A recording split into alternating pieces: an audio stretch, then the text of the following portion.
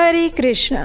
स्कंद पुराण में वर्णन आता है कि भगवान श्री विष्णु को कार्तिक मास सदैव प्रिय है।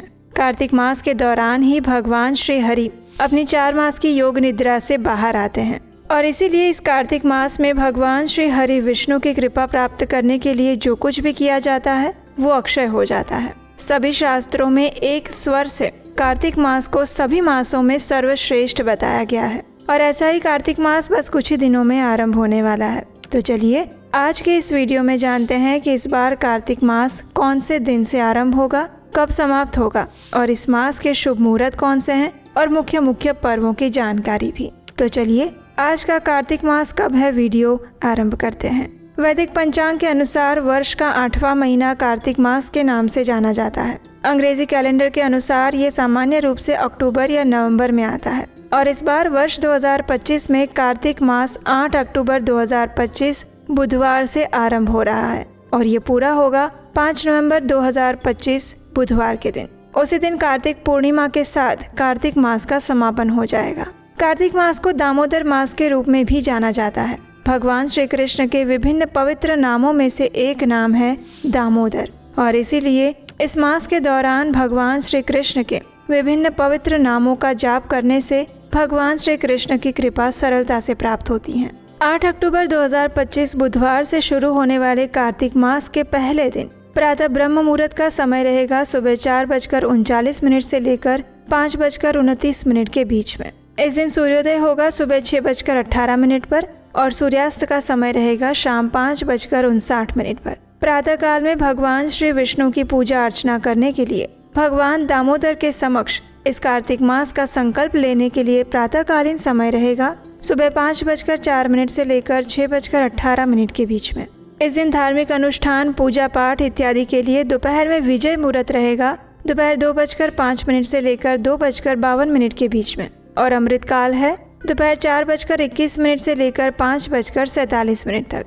गोधूली मुहूर्त है शाम को 5:59 से लेकर 6:24 के बीच में और संध्या काल में दीपदान करने के लिए भगवान श्री विष्णु की पूजा अर्चना करने के लिए संध्या पूजन का समय रहेगा शाम 5:59 से लेकर 7:13 के बीच में। इस दिन राहु काल भी दोपहर को ही लग रहा है और ये समय रहेगा दोपहर 12:08 से लेकर 1:36 तक।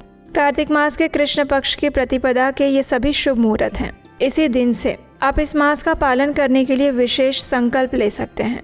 भोजन में अपनी किसी प्रिय चीज का त्याग कर सकते हैं। प्रातः ब्रह्म मुहूर्त में उठने का संकल्प ले सकते हैं।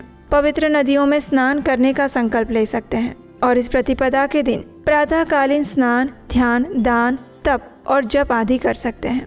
ये कार्तिक मास 5 नवंबर 2025 बुधवार के दिन समाप्त होगा और उसी दिन कार्तिक पूर्णिमा भी रहेगी। भगवान श्री हरि को प्रिय इस दामोदर मास में अनेक पावन व्रत और पर्व भी आते हैं जैसे कि करवा चौथ, रमा एकादशी, धन त्रयोदशी, दीपावली, गोवर्धन पूजा, भाई दूज, देवोत्थान एकादशी, कार्तिक पूर्णिमा, तुलसी विवाह, भीष्म पंचक इत्यादि।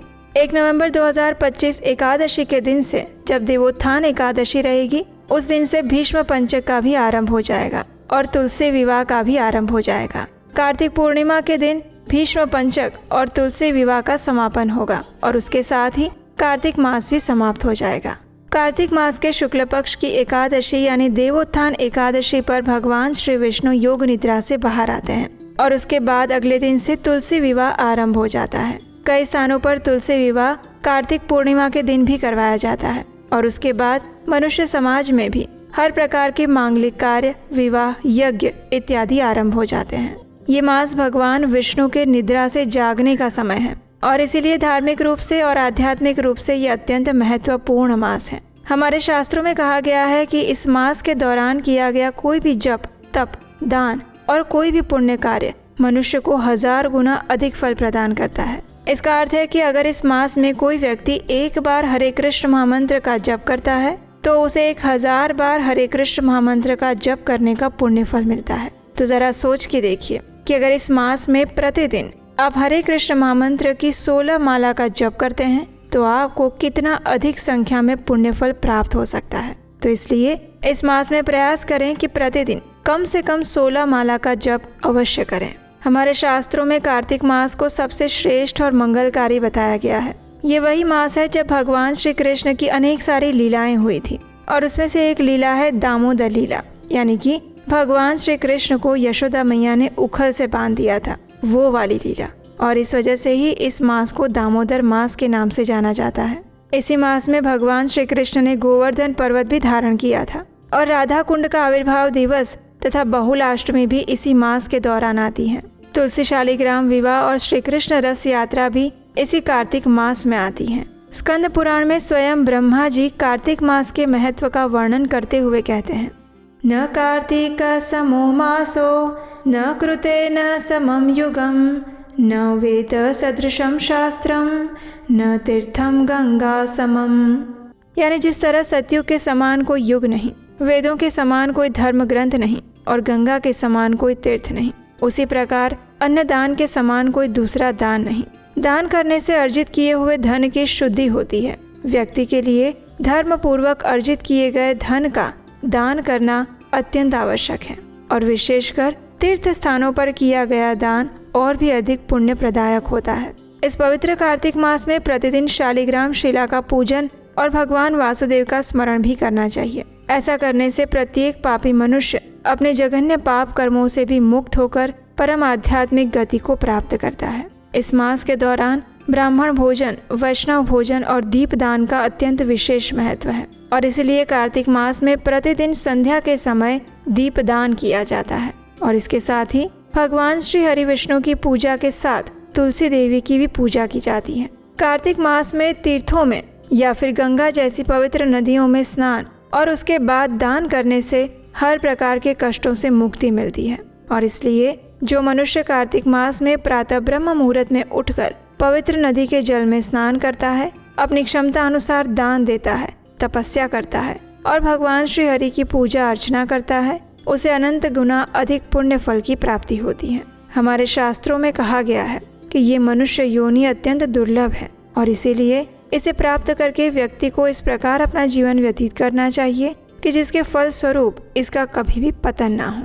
कार्तिक मास में स्नान, दान, जप, तप और भगवान श्री हरि की आराधना करने से मनुष्य अपना जन्म सफल कर लेता है और मोक्ष की प्राप्ति कर लेता है। उसके बाद उसे कभी भी माता के गर्भ में दोबारा प्रवेश नहीं करना पड़ता। इस मास में 33 करोड़ देवी देवता मनुष्यों के अत्यंत निकट रहते हैं। स्नान, दान, भोजन, व्रत, तिल, गाय, सोना, चांदी, भूमि, कपड़े आदि जैसे प्रसाद देवता ग्रहण करते हैं। कार्तिक में जो कुछ भी किया जाता है, जो भी तपस्या की जाती है, उसे पूर्ण पुरुषोत्तम भगवान श्री विष्णु ने अक्षय फलदायी बताया है। तो ये थी आने वाले कार्तिक मास के विषय में संपूर्ण जानकारी। हमें आशा है कि ये जानकारी आपको उपयोगी लगी होगी और आप भी आने वाले कार्तिक मास का पालन करने के लिए अपने आप को तैयार कर रहे होंगे। इस कार्तिक मास में हम आपके लिए बहुत सारी पौराणिक कथाएं भी लेकर आने वाले हैं, तो उसे सुनते रहने के लिए आपके अपने चैनल उपदेश आश्रम को सब्सक्राइब करके रख लीजिए, नोटिफिकेशन ऑन रखिए और आप चाहें तो हमारे व्हाट्सएप ग्रुप के साथ भी जुड़ सकते हैं। उसका लिंक नीचे डिस्क्रिप्शन बॉक्स में दिया गया है। हम आपसे मिलेंगे इसी कार्तिक मास से जुड़ी हुई कुछ और महत्वपूर्ण जानकारी के साथ। अगर आपके कोई प्रश्न है तो नीचे कमेंट बॉक्स में लिखकर अवश्य बताइएगा। आपके प्रश्नों के उत्तर देने का हम प्रयास करेंगे। हरे कृष्ण।